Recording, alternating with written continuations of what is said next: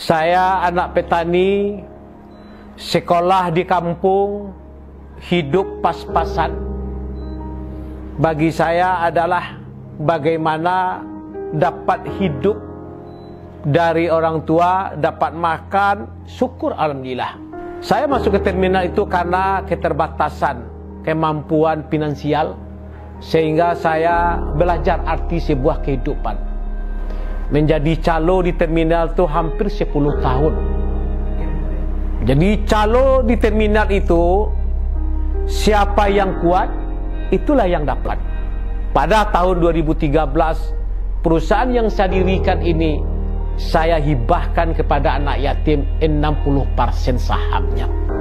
Ada bisikan ke telinga saya, langsung ke hati saya. Gara-gara harta ini, saya begitu berat menghadapinya. Saya baru tahu arti sebuah kehidupan. Jadi kunci suksesnya saya dulu adalah memikirkan bagaimana orang tua saya merasakan bagaimana hidup yang mapan dengan adanya saya merantau ke daerah orang.